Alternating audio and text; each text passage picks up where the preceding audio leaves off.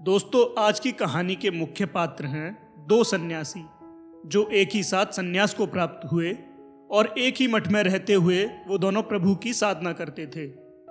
दोनों में बहुत गहरी मित्रता भी थी, इसलिए वो ज़्यादातर समय एक दूसरे के साथ ही बिताते थे। कुछ समय के बाद उनके गुरुजी ने उन्हें आज्ञा दी कि तुम जाओ और दूर दूर तक जाकर लोगों को ईश्वर की महिमा समझाओ, लोगों को सत्य और धर्म के मार्ग पर लेकर आओ। गुरुजी की आज्ञा पाकर दोनों मठ से चले गए और एक गांव में जा पहुंचे।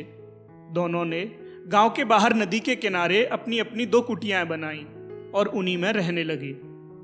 वो दिन भर लोगों की समस्याएं सुलझाते, उनको प्रभु की महिमा समझाते और धर्म की अनेक बात उन्हें बताते और सांझ को कुटिया के बाहर ही भगवान का कीर्तन करते।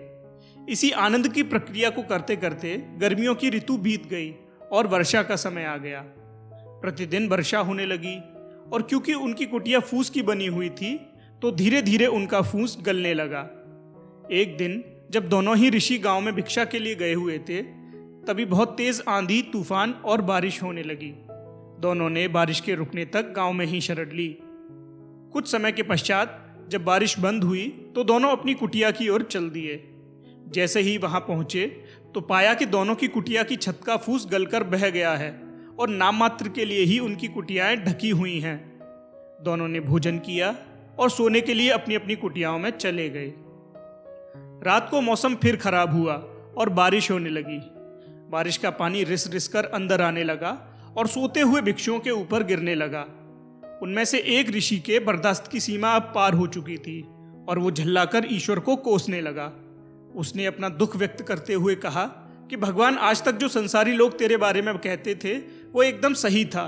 तुझसा निर्दयी कोई नहीं। पूरे गांव के लोग जो तरह तरह के पाप करते हैं, लोगों का दिल दुखाते हैं, उनके घर सही सलामत हैं और उनको तूने कोई कष्ट नहीं दिया। और दूसरी तरफ हम सन्यासी जो दिन रात तेरा भजन करते हैं, तेरी महिमा लोगों को सुनाते हैं, उनका मार्गदर्शन करते हैं, तो उनकी मामूली सी झोंपड़ी भी तूने ढहा दी। ऐसा तू हमारे साथ ही क्यों करता है? और बहुत कुछ ऐसा कहकर वो सिकुड़कर झोंपड़ी के एक कोने में सोने चला गया। कुछ समय बाद पानी बढ़ने लगा तो दूसरा साधु खुशी से नाचने लगा और अपने आनंद को दर्शाते हुए बोला कि वाह रे ईश्वर, मान गए तेरी अनुकंपा, तू धन्य है। आज मुझे मेरी साधना का सही फल मिल गया है। मैं हाथ जोड़कर तुझे धन्यवाद देता हूँ जो तूने झोंपड़ी के फूस को ढहा दिया, वरना मैं इस बारिश के ठंडी फुहारों को, हवा के शीतल झोंकों को और इस खुले आसमान की अपारता को जानने से वंचित रह जाता। तूने आज बता दिया कि तू हमसे कितना प्रेम करता है।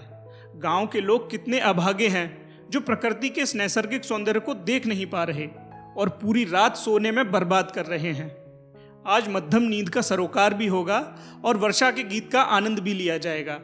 बस एक ही विनती है कि अपनी ये कृपा हम पर ऐसे ही बनाए रखना। और ऐसा कहकर वो वर्षा का गीत गाता हुआ नाचने में मग्न हो गया। दोस्तों, हर एक जीवित व्यक्ति के लगभग हर दिन में न जाने ऐसे कितने क्षण आते हैं जब परिस्थितियां हमारे अनुकूल नहीं होती। जैसा हम चाहते हैं उसका ठीक विपरीत हमारे साथ घटित होता है और हम ये सोचने पर मजबूर हो जाते हैं कि ऐसा हमारे साथ ही क्यों होता है, जबकि मैं तो इतना अच्छा इंसान हूँ और जो दूसरे लोग इतने बुरे हैं, पापी हैं और न जाने कितने बुरे बुरे काम करते हैं, उनके साथ कुछ भी गलत नहीं होता। भगवान अच्छे लोगों को ही कष्ट देता है। ऐसा नहीं है कि ऐसा सिर्फ हम ही सोचते हैं, जबकि जिस भी बुरे व्यक्ति के संदर्भ में हम बोल रहे होते हैं वो भी हमारे बारे में ईश्वर से ठीक ऐसा ही कहता है।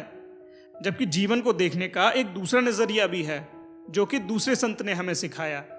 जीवन की कोई भी प्रतिकूल परिस्थिति हमें आगे बढ़ने के लिए एक अच्छा अवसर प्रदान करती है। वो हमें एक अनुभव देती है और जीवन की परेशानियों के प्रति एक सीख देती है। हर स्थिति को यदि हम इस दूसरे नज़रिए से देखने लगें तो पाएंगे कि हर घटना बहुत ही आनंदपूर्ण है और यदि हम उस खराब परिस्थिति से न गुजरते तो शायद हम उस मकाम पर आज कभी नहीं होते जहां हम अभी हैं। दोस्तों, आज के लिए बस इतना ही। ये कहानी आप सुन रहे थे one step journey YouTube channel पर, एक कदम सफलता की ओर।